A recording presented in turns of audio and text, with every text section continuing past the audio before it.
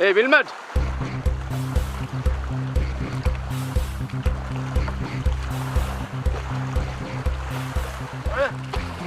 How Thomas? Hey, me Anthony එළියට ගන්නවා Thomas විරුද්ධ. Thomas කවුද? ඒක මගෙන් අහන්න. අයිසි අහපු ප්‍රශ්න උත්තර දෙනවා.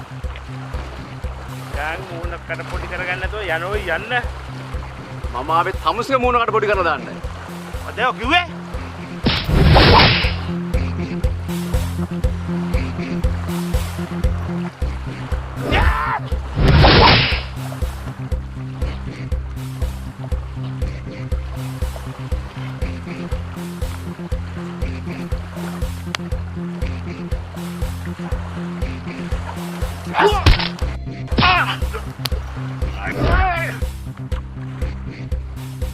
මත තියාගනින්. ඔබට තේරෙනවනේ. ඔබ මාත් එක්ක හැප්පෙන්න ඇවිල්ලා ඔය හොන්දට තියෙන අතපය කඩාගෙන ලෑස්ති වෙන්න බා. අදින් පස්සේ බෝම්බේ වැඩක් බලා ගන්න ඕනේ. ඇඟිලි ගහන්න බෑ. පැහැදිලි? මම මේ ඔක්කොම කියන්නේ. මෙතන ඉන්නවනම් අනිවාර්යෙන්ම මම කියන දේ ඉන්න ඕන. පැහැදිලිද?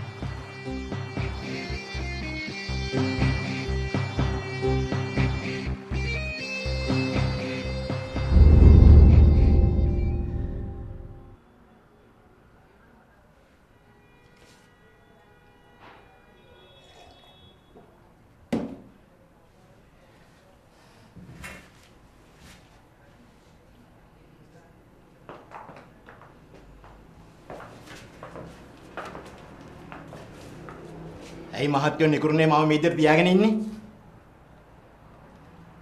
තමුන් කරපු වැරද්ද ගැන තාම තමුන්ට අවබෝධ වෙලා නැහැ නේද? හරි මං වැරද්දක් කරුවමයි කියමුකෝ. එහෙම නැත්නම් උසාවි දාන්න. උසාවි දාලා මාව වැරදිකාරයෙක් කරලා හිරිය දාන්න. තමුන් උසාවි දාන්න අපි බැඳිලා නැහැ නේ. මට ලෝයර් කෙනෙක් ඕනේ. ලෝයර් කෙනෙක් දෙන්න තිබුණා අපි පොලිසියෙන් වුණා. ඒත් අපි පොලිසියෙන් නෙමෙයි. මහත්තයලා කවුද? අපි කවුද කියන එක තමුන්ට අදාළ නැහැ. වාඩි වෙනවකෝ.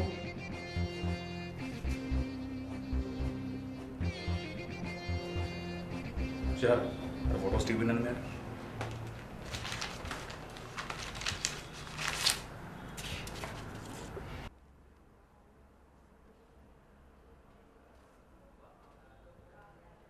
බලන්න ෆොටෝස් වලින් අඳුරනවද කියලා. ඇත්ත කිව්වොත් යන්න පුළුවන්. උසාවි නෑ, නඩු නෑ, කෙලින්ම ගෙදර. හැබැයි අපිට ඇත්ත කියන්න ඕනේ.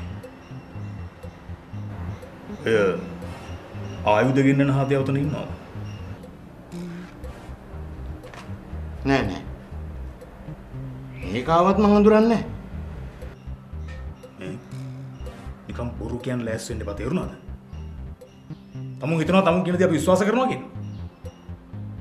මං කියන්නේ ඇත්ත මහත්තයෝ.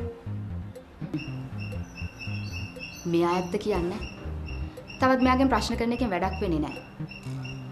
මට නම් හිතෙන්නේ තවත් අපිට මෙයාව තියාගන්න එකේ වැඩක් වෙන්නේ නැහැයි කියලා. ඒ නිසා හොඳම වැඩේ මෙයා විවරයක් කළා දාන එක. ඇවුණනේ? ඇවුණ නේද? අපිට වැඩක් නැති මිනිස්සු අපි තියාගන්නේ. ඇයි? මොනවද කරන්නේ? ඉවරයක් කරමු. එහෙම කොහොමද කරන්නේ? මේ රටේ නීතියක් කියලා එකක් තියෙනවනේ. ඔව්. මේ රටේ නීතියක් තියෙනවා. හැබැයි තමුන් ඉන්නේ කොහෙද කියලා කිසිම කෙනෙක් දන්නේ නැහැ. අඩුම තරමේ තමුන්ගේ යාළුවෙක්වත් දන්නේ නැහැ. තමුන් ඇරෙස් කරේ කවුද? තමුන් කොහෙද තියාගෙන ඉන්නේ කියලා. අපි කට්ටියට ඕඩර් එක දෙමු. තවත් බලන් ඉඳලා වැඩක් වෙන්නේ නැහැ. ෂාරා. අපි මෙයාට තව එක දවසක් දෙමු. හිතනවා. අපිට ඇත්ත කියනවද? නැත්නම් තමුන්ගේ ජීවිතේ නැති කර ගන්නවද කියලා.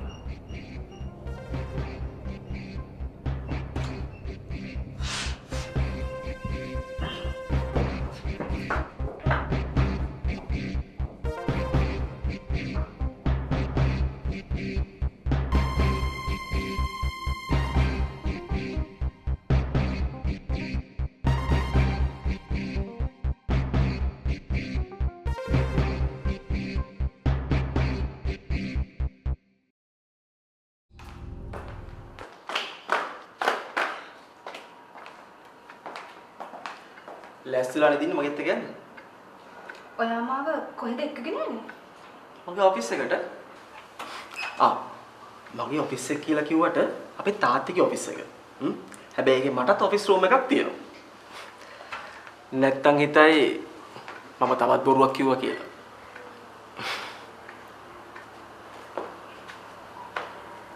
ඒක නෙමෙයි මාධවී. ඔයාට කවුද අපේ කම්පැනි එක ෆේක් කම්පැනි එකක් කියලා කිව්වේ? මට ඇත්තම කිය.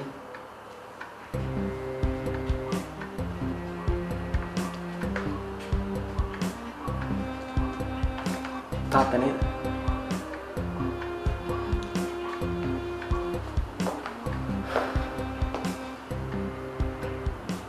මං හිතුවා හරි.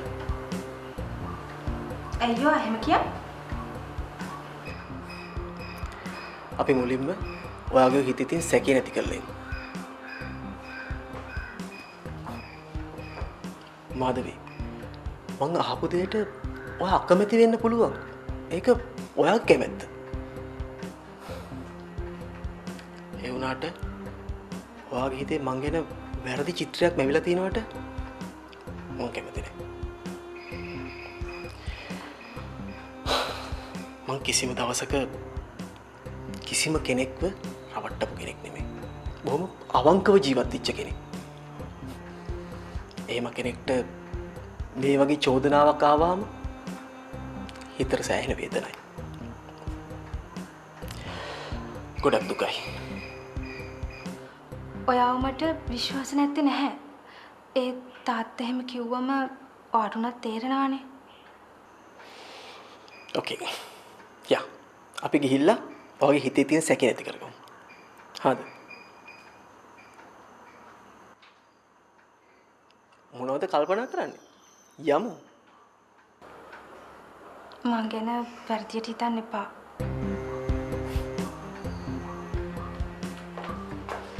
නෑ. කොහෙත්ම හිතන්නේ. මේකයි මාධවී. ඔය වගේ කතාවක් කනට ඇහුනට පස්සේ ඕනම කෙනෙක් එහෙම සැක කරන්න පුළුවන්. නේද? අනිත් කාරණාව තමයි ආ ගොඩාක් කාලයක් හිටි පිටරට. ලංකාවට ආව විතරයි. ඉතින් ඒ වගේ සිටුේෂන් එකකදී අනිත් වැදගත්ම දේ තමයි ඔයයි මගේ අඳුරගෙන මෙහෙම කතා කරන්න පටන් ගන්න. මො සුළු කාලේ. මට තේරුම් ගන්න පුළුවන් මාධවී. එහෙනම් අපි යමු. මම ලෑස්ති වෙලා. ඕකේ.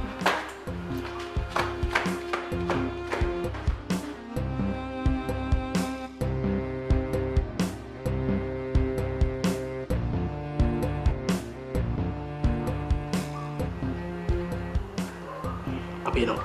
ලෑස්ති වෙලා. ඕකේ.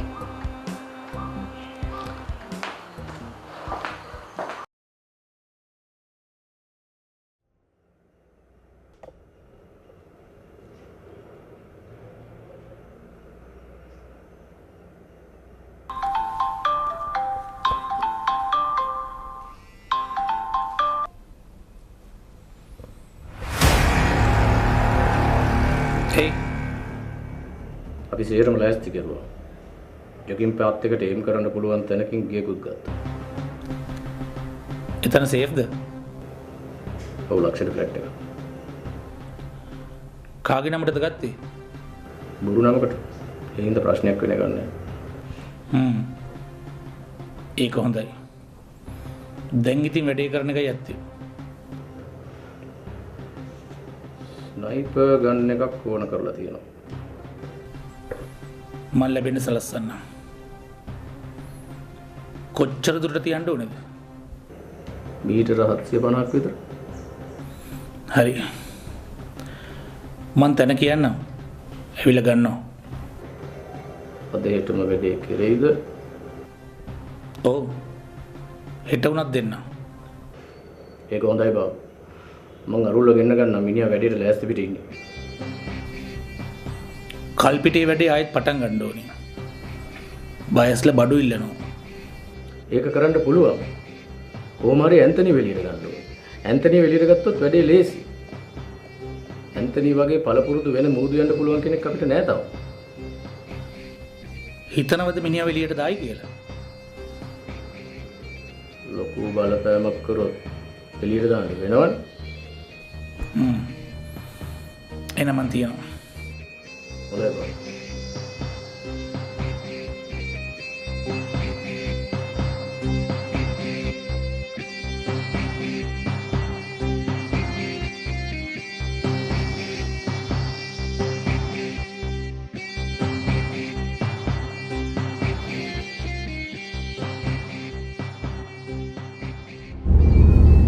වාට මේ වැඩ ගැන හොඳ ට්‍රේනින් එකක් තියෙනවා වගේ.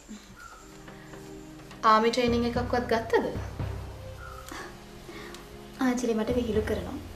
මට මොන ආමි ට්‍රේනින්ග්ද? නෑ ඉතින් මේ කමාන්ඩෝ ට්‍රේනින් වල ඔය කොයි දෙයක් කියලා දෙනවනේ. ඒකයි. මට මොන ආමි ට්‍රේනින්ග් දන්නේ? ඔයා නයිට් ක්ලබ් එකට යන්න කලින් ෆාමසි එකේ වැඩ කළේ. ඔව්. ඉතින් එක දිගටම එතන ඉන්න තිබ්බනේ. මම නැවතිලා හිටියේ නැන්දලෑ ගෙදරනේ. මාමා හැදුවේ මාව අල්ල ගන්න. දවසක් කවුරුවත් නැති වෙලාවේ මාව තනි කරගත්තා. එදා තමයි මං හිම් පැනලා ආවේ. ඇඳුම් කිසි දෙයක් ගෙනාවේ නැහැ. පර්ස් එක විතරයි අරන් ආවේ. ඉතින් ආපහු ඒ ගෙදරට මට යන්න බැහැනේ. මං කොළඹ ආවා. යාළුවෙක් එක ටික කාලයක් හිටියා. ඒ ඉන්නකොට තමයි ක්ලබ් එකේ ජොබ් එක හම්බ වුණේ. ඔව් මට තේරෙනවා. ඒ අසරණ වුණාම වෙන කරන දෙයක් නැතිව යනවනේ. දැන් උනත් මට බයයි. තනි වෙන්න සිද්ධ වුණොත් මට මොනවා වේද කියලා හිතෙනවා.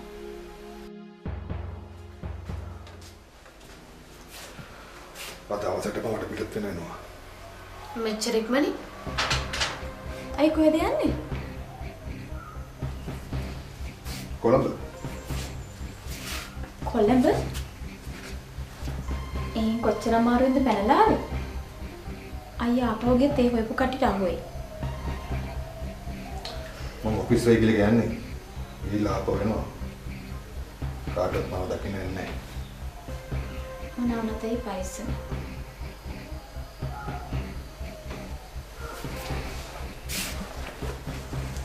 ඔය අංජලිගේ පරිස්සමෙන් බලාගන්න. මං ගිහින් එන්න.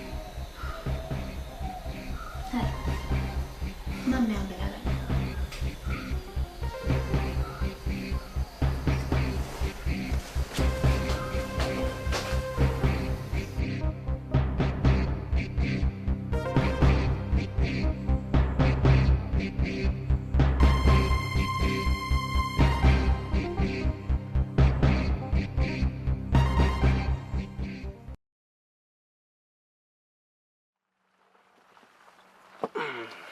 කොහොමද දැන් තත්ත්වේ?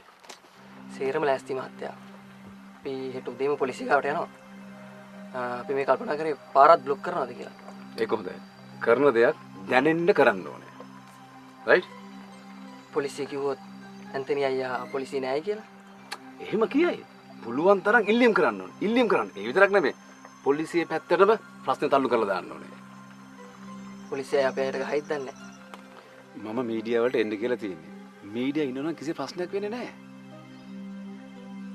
හැබැයි කුමාර මං නම් ඔය වැඩේට එන්නේ. පොලිසියෙන් මම අඳුරගත්තොත් මං ඉවරයි. මම යන්නෙත් නැහැ. අපි පස්සරට වැඩේ කරමු. දැන් විල්මට් ගිනුත් ප්‍රශ්නයක් නැහැනේ. නෑ මහත්තයා. මිනිහා කට වහගත්තා. ඒ කාපු කෑමට ආයෙ කටක් හරි කියලා නම් හිතන්න බෑ. එයා හිතාගෙන හිටියේ ඇන්තනි මාම ඇරෙන්න එයාට අත කුසන වෙන කවුරුත් නැහැ කියලා. උදේම පෝස්ටර්ස් ටික එනවා. දවල් වෙනකොට කැම බීම ටික ඔක්කොම එනවා. මම හැමදේම මේනකොට සංවිධානය කරලා තියෙනවා. පුළුවන් තරම් මිනිස්සුන්ව බය කරවන්න ඕනේ මේ වගේ අතුරුදහන් වීම දිගටම සිද්ධ වෙයි කියලා. හරි? අන්න හරි. ඒක තමයි කරන්න ඕනේ. එතකොට තමයි නියම මොරාල් එක එන්නේ. හරිනේ මහත්තයා. මම වැඩේ ගන්නට බලා ගන්නවා. ඇන්තනි ආපුවම නැවත වැඩේ පටන් ගන්න ඕන. අන්න එතකොට අපි හැම කෙනාගම අතම් පිට සරු වෙනවා. තේරෙනව නේද? එහෙනම් මේක මේ විදිහට කරන්න ඕන. අපේ අතින් කට්ටිය ඉන්නේ. මං සේරම බලා ගන්නම්.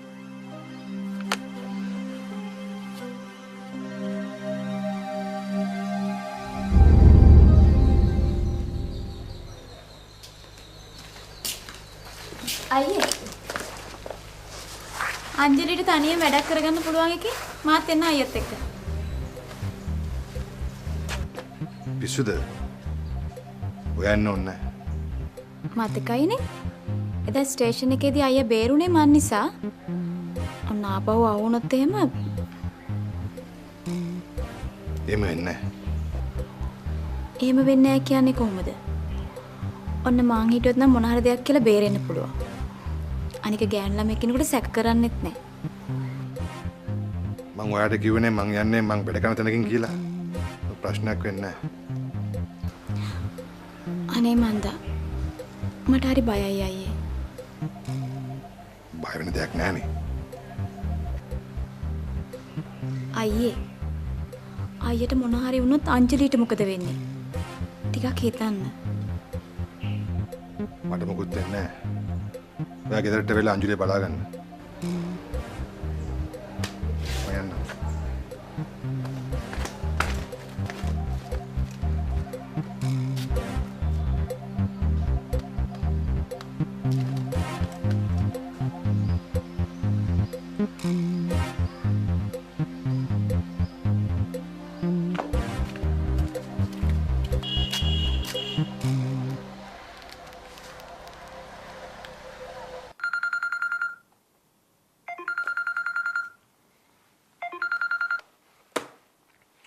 ඔව් මහේෂි.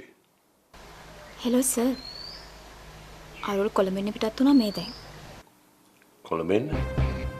විශ්වාසයිද කොළඹෙන්න කියලා? එහෙම තමයි කිව්වේ. හැබැයි මොකක් හරි වැඩකට තමයි යා එන්නේ. කොහොමද නෑ කිව්වේ? කිව්වේ නම් වැඩ කරන තැනින් එක්කන් යනවා කියලා. හැබැයි මට නම් හිතෙන්නේ ට්‍රේන් එකේ ආ එන්නේ. මට මේ වෙලාවේ ආව ෆලෝ කරන්න බෑ. මොකද අනික් ගර්ලුත් ඉන්නේ අසනීපෙන්. මම මේ වෙලාවේ ගියොත් යාට සැක හිතෙන්න පුළුවන්. එපා. ෆලෝ කරන්න එපා. ඔයා ඔය ඉන්න විදිහටම ඉන්න. ඒක වැදගත්. අපි අරුල් ගැන බලා ගන්නවා. ඕකේ. රයිට්.